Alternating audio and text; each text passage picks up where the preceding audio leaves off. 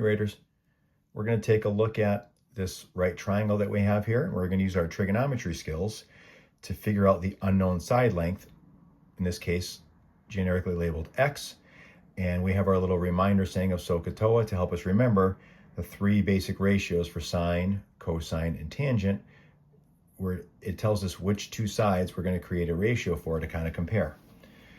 So if we take a look at our right triangle, which is a requirement that we have a right triangle here, we know one side length of 19, and then the other side length we're looking for, unknown, is x.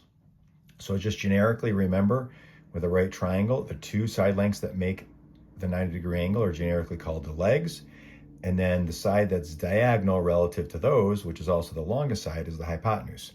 So the first thing we're going to do to help us figure out which of the three trig ratios we're going to use, sine, cosine, or tangent, is let's focus on the angle we're going to be working with, the acute angle of 28 degrees.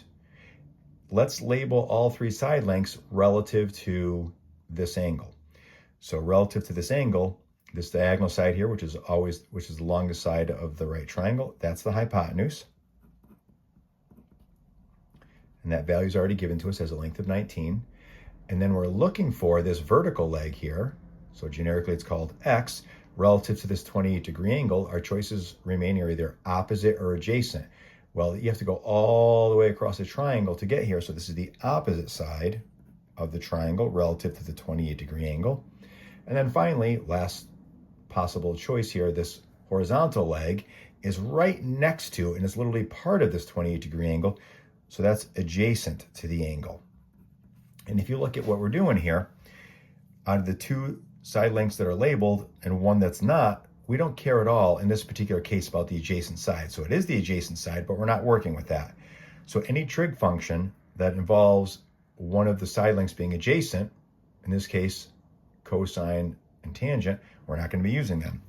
If we look, this combination of opposite and hypotenuse sets up for sine. So that's how we know which trig function we're going to use. So now just set up exactly what we see from our reminder of SOHCAHTOA. It tells us sine is just a shortcut way to remind you to say, okay, take the angle you're focusing on, 28-degree angle, take the length of the opposite side, unknown x, and divide it by the hypotenuse, which is 19. So sine of 28 degrees equals opposite over hypotenuse, x over 19. And we're looking for x. It's this unknown side length. So even though the trig might be new for us, you still solve an equation like you would any other equation. We want to isolate this variable, get it all by itself. So we have to undo whatever's happening to it. So right now it's being divided by 19. So the inverse of dividing by 19, multiply by 19. So we're going to multiply both sides by 19. And on the right side, 19's cancel out. That's why we did that. So the only thing remaining is x. And now in your calculator, you don't even need to type in the parentheses. You can just type in 19 sine of 28, and it will recognize that you mean 19 times that.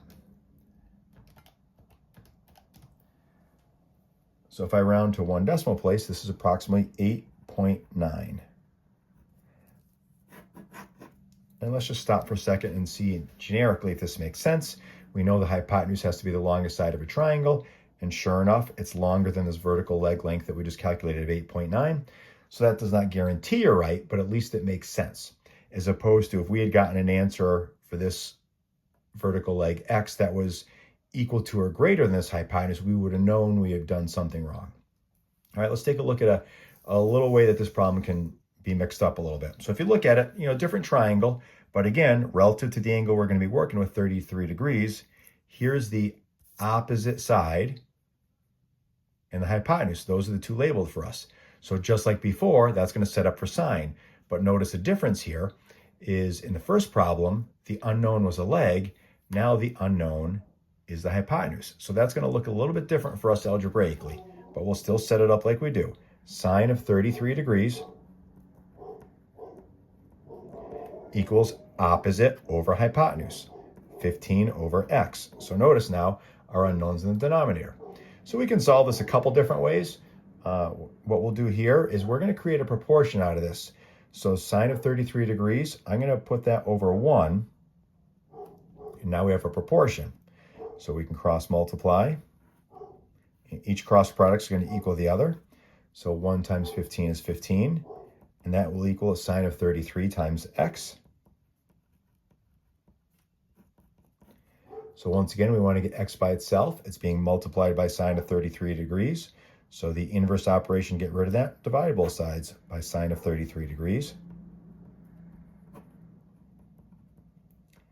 And on the right side, sine of 33 degrees cancel each other. That's why we did that. So the only thing remaining is x. And now 15 divided by sine of 33 degrees.